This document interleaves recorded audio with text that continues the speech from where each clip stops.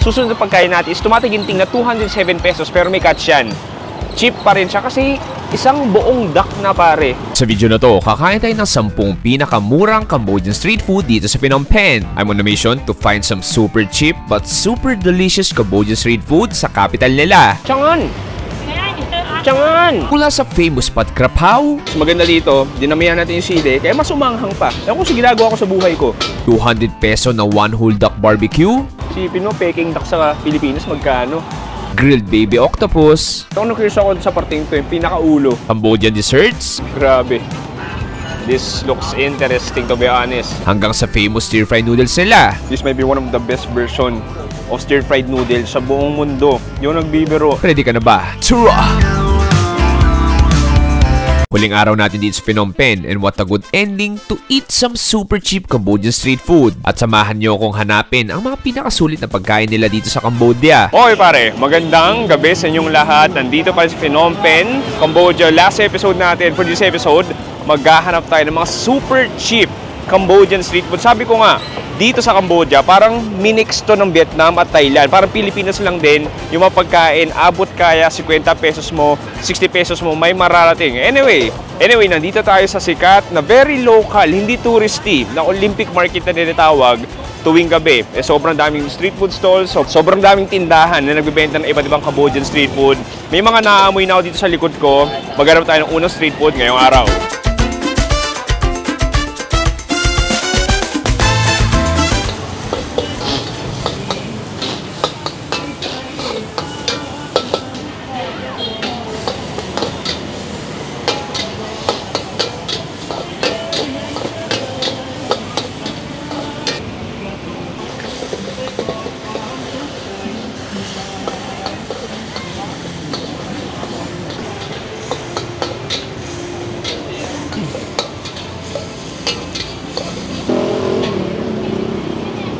Okay pare, unang food stop natin, wala din sa Thailand, pero sa Cambodia tayo, meron tayo ditong Cambodian Pad Krapao. So makikita ninyo, actually, sinisipon ako dahil nasa anghang yung fumes ng sili, pero pakita ko sa inyo. So ito ay pork krapao, so syempre, bawal yan na walang fried egg na tostado.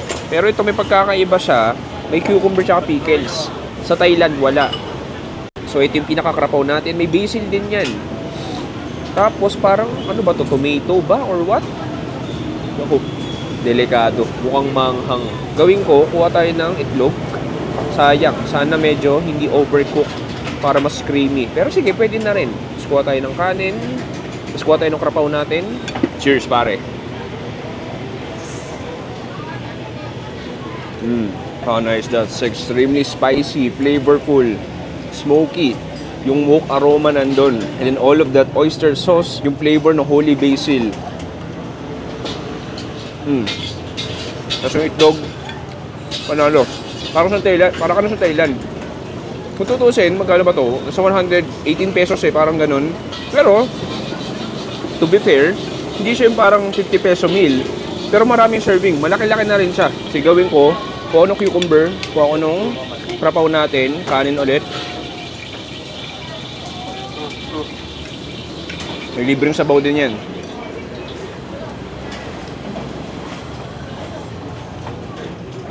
Okay, linis lang. Simple lang, parang pork stock to feel ko. Okay, timplahan natin ng konti. I mean, masarap na siya, pero sa Thailand, tinitimplahan din yan. So, kung gusto mo lagyan ng konting sili at patis pa, pwede. Ako lalagyan ko ng extra chili powder o chili flakes. Tapos konting suka. Iuwi natin konti. Kuha tayo ng itlog. Krapaw, kanin. Malaki-laki na rin yung kanin niya. Perfect bite, pare. Cheers! Malaking tulong talaga nung holy basil eh. And the fact na ginisa siya sa garlic tas sili, parang yun yung pinaka-footprint ng lasa niya. Mas maganda dito, dinamihan natin yung sili, kaya mas umanghang pa. Ewan ko sa ginagawa ko sa buhay ko. Isa pang kagat tayo, then proceed tayo sa next food trip dito sa Cambodia. Daming sili nun. Pag sinabi mong one whole duck, panigurado, masakit sa bulsa ang iisipin mo. Pero dito sa Cambodia, ang isang buong bibe ay binibenta lang sa kalsada. At ang stall na to ay nakakabenta daw ng daan-daang duck barbecue sa isang araw. Kung sa Pinas may lechon manok, dito ang iniihaw ay isang buong duck. Okay pare, next food trip natin. Alam ko, super cheap street food tour to. Pero so, ina-expect siguro mga 50 pesos, mga 80 pesos, ganyan, 20 pesos. Pero, etong susunod na pagkain natin is tumatiginting na 207 pesos. Pero may catch yan. Cheap pa rin siya kasi isang buong duck na pare. Barbecue duck, 207 pesos as in isang buo. Kung makikita nyo, ayan o. Isang malaking ganyan, 207 pesos lang. Saan ka pa? Eh sa atin sa Manila, magkano ba naman yung isang duck? Lalo sa Chinatown, Diyos ko, siguro 900 pesos o 1,000. Sige, gawin ko, kuha ako. Look at this. Glazing siya, no? Para siyang may barbecue sauce na nilagay na spicy daw eh. Sige, kuha ko ng drumstick muna. Oh, ang init pa. Halatang kakaihaw pa lang. Okay, cheers.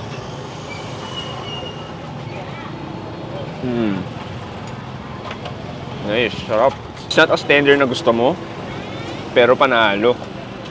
I mean, yung balat, sobrang fatty niya. You have the sweet barbecue sauce.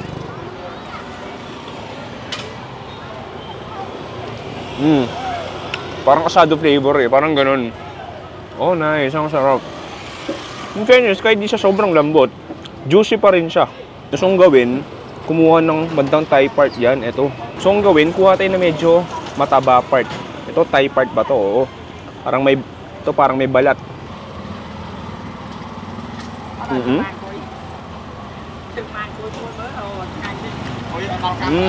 Yun mas masarap yung parteng yun. Oh, nice. Yung taba talaga eh. Yun yung nagbibigay ng sarap. Grabe, 207 pesos. Ang dami nito. Ano kulang dito? Sukang manghang. Panalo na. Sabi niya spicy, pero parang hindi naman spicy. Alam mo, pinakapanalo dito yung balat eh. Ang sarap talaga. No kidding. Ito. Sipin mo, Peking duck sa Pilipinas, magkano? Sarap. Habang tumatagal, mas sumasarap. I just can't believe the price. 207 pesos, ganito karami. Pampalakas protina, pare. Paps, huling kagat tayo din. Proceed tayo. Balik tayo ng Russian Night Market. Doon natin itutuloy yung super cheap street food tour natin. Cheers!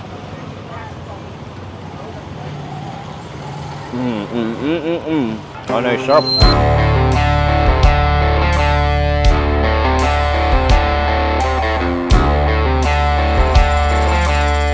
From Olympic Market ay bumiyahe tayo sa Russian Market at unang pumako na aking atensyon ay ang nag-iihaw ng baby octopus. Sobrang haba ng pila kaya di na ako nakatiis at umorder na ako.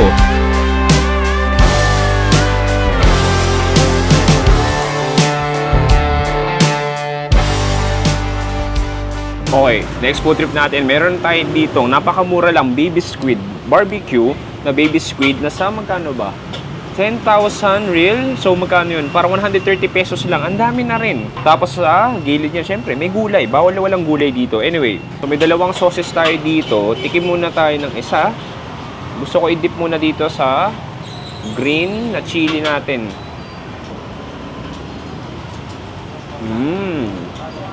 Sarap. Sarap. Spicy di gaano.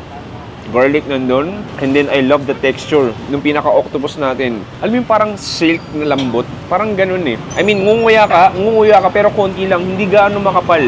Oh, sarap nun. Kaya next gawin ko, ito gusto ko itong bandang tentacles. Tapos, i-dip natin dito sa red na chili sauce. And then, what we can do is get some greens. So, may cucumber tayo dito. Tapos, meron tayo ditong coriander, I believe. Cheers! Sarap! Oh, this is just a masterpiece. Sarap na magkaluto no? Yung octopus. Ano ako curious ako dito eh. Parang hindi ko siya gano'n nanguya. Ito ako curious ako sa parting ito eh. Pinakaulo. Ilagay ko sa green chili sauce. Ilagay ko sa red chili sauce. Konting cucumber.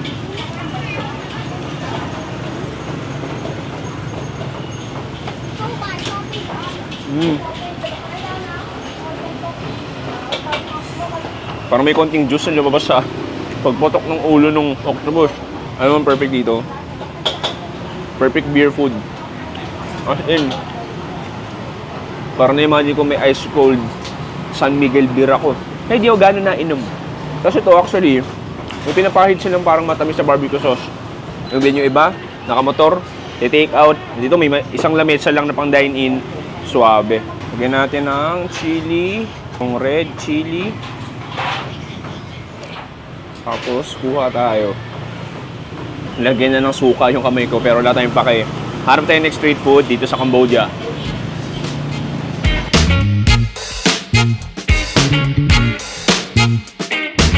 Let's break from the savory food sa dila natin sa pamamagitan ng colorful sweet Cambodian buns. Green. Sorry. Okay. And black. Sweet, black, and green.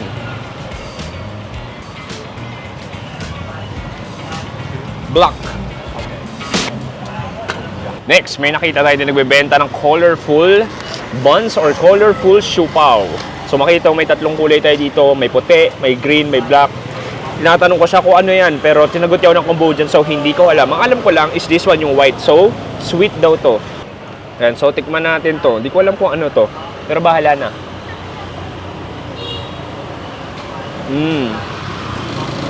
That's a pleasant surprise. Custard.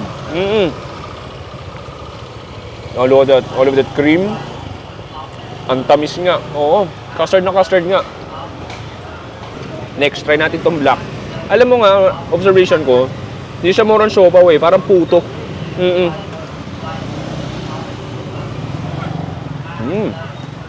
Chocolate? Yeah. Chocolate. Ay, sarap na to. Alam mo yung chocolate na ano? Alam mo yung chocolate na medyo mumurahin na syrup. Parang ganun. Pero, alam ba ka dyan, masarap.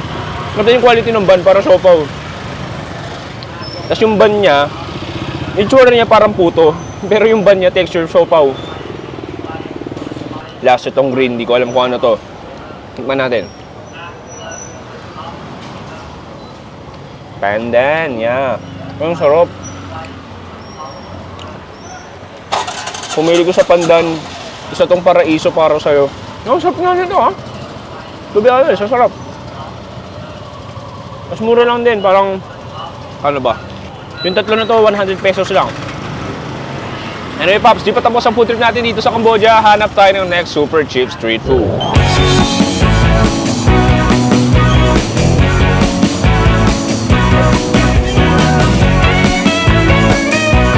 On to our next street food, a small but famous na nakakabusog na fresh spring rolls. Ito may shrimp, vermicelli, at lettuce inside, wrapped in rice paper. Boom, pare. Next food trip natin, meron tayo itong fresh spring roll. Natikman natin ito nung isang araw, pero ito, ang hinahanap ko talaga is katulad nito na malalaking hipon yung pinakagamit nila. Kasi last time, parang baby hipon yung nakalagay.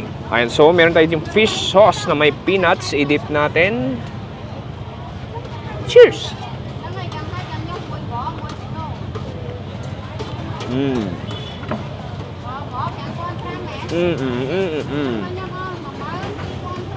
There's good amount of coriander in there. Lettuce, vermicelli noodles. Kaltis natin matamis-tamis na may konting alat and then mapinat siya. And then yung hipon natin nandun. And then labas, medyo gummy, chewy.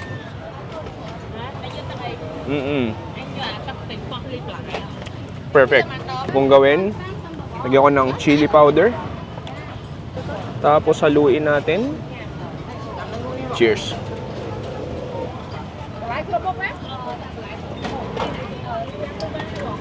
Sarap eh. Kasi sabi ko eh, Cambodian cuisine. It's like Vietnam and Thailand had a baby. Parang ganun. May influence ng Thai, may influence ng Vietnam. Siyempre, di mawawala authentic Khmer cuisine nila o Khmer influence. Ito mura lang. Parang isang piraso, 30 pesos. Anyway, pare, hanap tayo next food trip. Okay pare, I've come across of this huge stall na nagbebenta ng iba't ibang Cambodian desserts. May nakita ako ditong kumakaw ng aking atensyon. 5,000 real lang, magkano lang yon? Mga 70 pesos, 60 pesos. Look at this. Wow, this is a thing of beauty. I believe this is langka or durian. Yeah, this is langka. Tapos, may kanin siya sa loob, para siya may biko sa loob. And then, the magical thing about that is meron tayong coconut cream na ibubuhos natin dito sa dessert na to. So yan, so lalagyan mo. Grabe. This looks interesting to be honest. It's moment of truth. Tikman na natin. Laki. Cheers.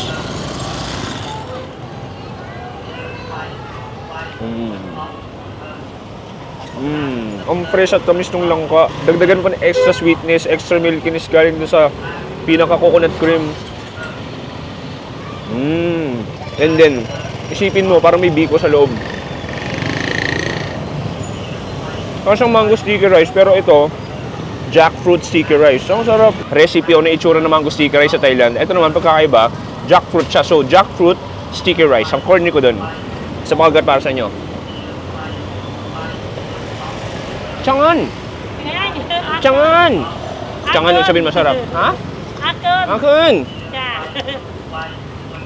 Changan, changan, changan. Taprampawan na yan. Nih, taprampawan na yan. Yan kayo mo siya na. Okay, akala ko tapos na ako. Binigyan ko siya ng extra. Tapos, sabi niya, hindi mo papayan nga libre. Bibigyan ka ng iba pang dessert. O sige, tikman na rin natin. Kasi hindi ko na alam kung anong mga to. May parang may nakita ko sapin-sapin. Biko. Tikman natin yung biko. Tapos nyog. Kung ano nasa ng biko sa atin, ito lang, hindi gano'ng matamis. Ito kutsinta.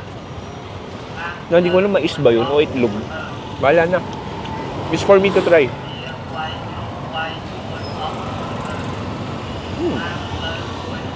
Egg. No, ăn miếng egg eh. What's Bean là bean. Bean. Yeah, hay na flour. Okay, beans pala yun. Masarap siya. Parang munggo nga. Oo. Yan yung texture niya. Literal, parang kung kumakain ng kutsinta. Total, nandito rin to. Tikman na rin natin to.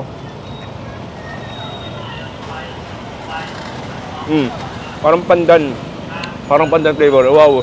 Grabe, nagulat ako doon. Hindi ko na-expect na. Diyos ko, time ko na nakain. Tapos, puro carbs pa. Nakakabusog. Anyway, Pops, hanap tayo ng last food trip dito sa Cambodia. Akon! Huh!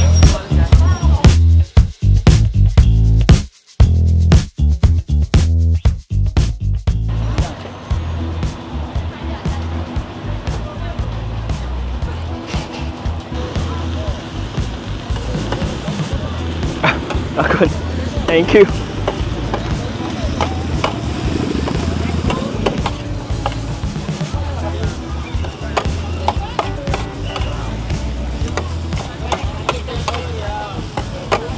Okay pare, ito na yung ating tinatawag na lorcha.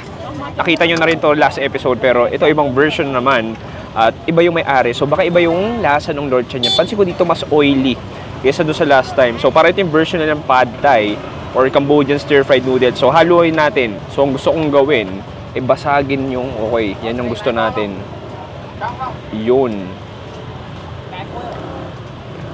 Yung last time na kinain natin medyo overcook eh. Ito sakto. Look at that. Basagin natin yung yolk. Oh, nice. Then kuha tayo ng masarap na kagat. Ayan. So may beef slices din siya.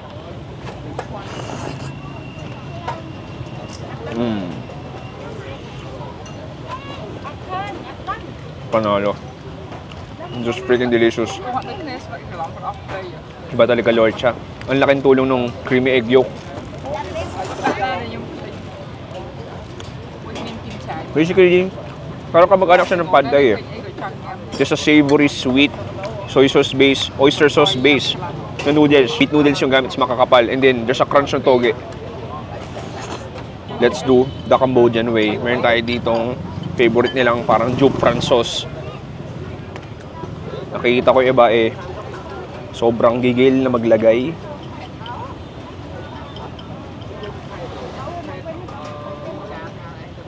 Tapos lagyan din natin ng spoonful of chili. I'm good. And then haluin natin. Okay. Mas naging saucy yung pinaka-noodles natin. Cheers! Lorcha, this is just beyond amazing. Yung gusto ko pakita sa inyo, kunin natin itong ito pakita ko sa inyo, kunin natin yung itlog. Kagat tayo.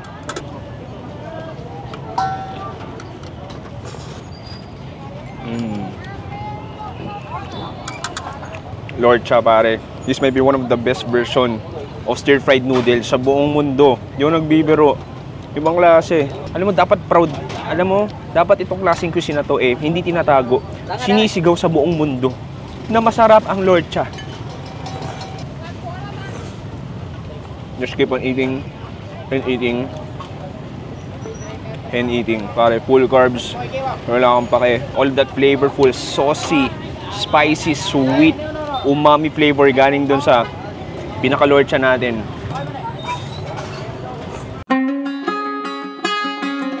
Hay nako Cambodia, ibang klase. Pangalawang beses na ako napunta dito, pero feel ko first time pa rin. Kinulat mo ko ng mga masasarap, mura at masasayang pagkain ng bansang to. Hindi ko akalain na pagbalik ko sa Pilipinas, maaalala at maaalala ko pa rin ang mga lasa ng masasarap na Cambodian street food. Cambodia, maraming salamat. Boom! Pare, tapos na natin gawin ng super cheap street food tour dito sa Cambodia. Magkano ginastos natin?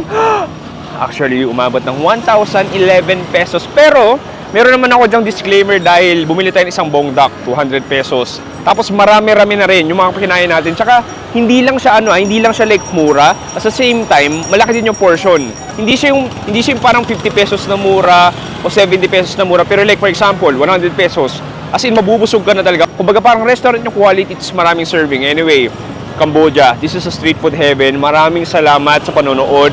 This has been a fun Phnom Penh series. I mean, sobrang, paano ba explain? Natatouch ako, naiiyak ako na parang ganun pala yung street food ng Cambodia.